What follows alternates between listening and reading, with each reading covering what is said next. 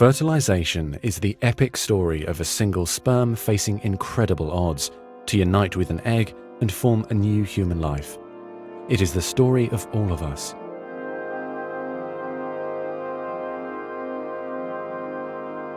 During sexual intercourse, about 300 million sperm enter the vagina.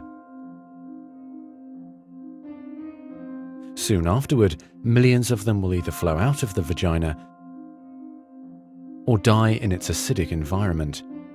However, many survive because of the protective elements provided in the fluid surrounding them.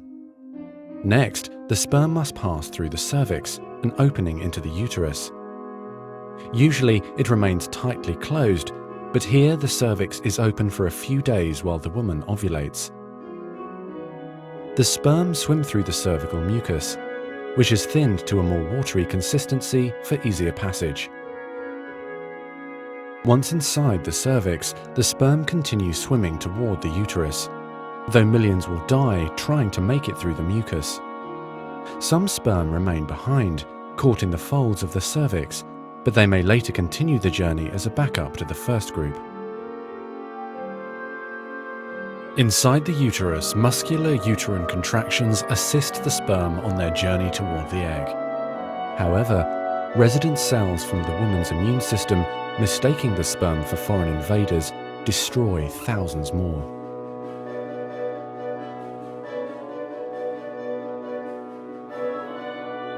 Next, half the sperm head for the empty fallopian tube, while the other half swim toward the tube containing the unfertilized egg. Now, only a few thousand remain. Inside the fallopian tube, tiny cilia push the egg toward the uterus. To continue, the sperm must surge against this motion to reach the egg. Some sperm get trapped in the cilia and die.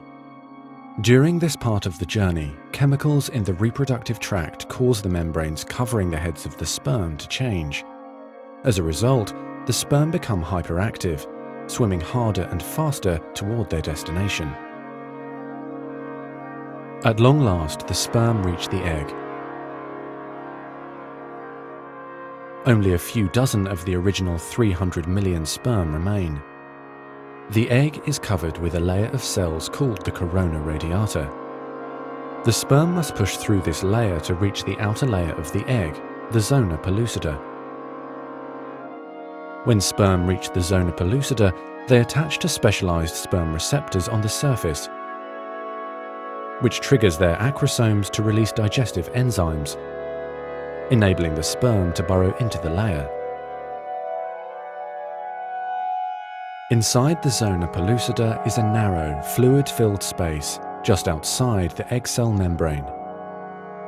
The first sperm to make contact will fertilize the egg. After a perilous journey and against incredible odds, a single sperm attaches to the egg cell membrane. Within a few minutes, their outer membranes fuse and the egg pulls the sperm inside. This event causes changes in the egg membrane that prevent other sperm from attaching to it.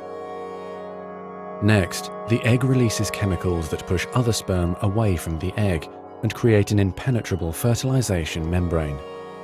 As the reaction spreads outward, the zona pellucida hardens, trapping any sperm unlucky enough to be caught inside. Outside the egg, sperm are no longer able to attach to the zona pellucida. Meanwhile, inside the egg, the tightly packed male genetic material spreads out. A new membrane forms around the genetic material, creating the male pronucleus. Inside, the genetic material reforms into 23 chromosomes. The female genetic material, awakened by the fusion of the sperm with the egg, finishes dividing, resulting in the female pronucleus, which also contains 23 chromosomes. As the male and female pronuclei form, spiderweb-like threads, called microtubules, pull them toward each other. The two sets of chromosomes join together, completing the process of fertilization.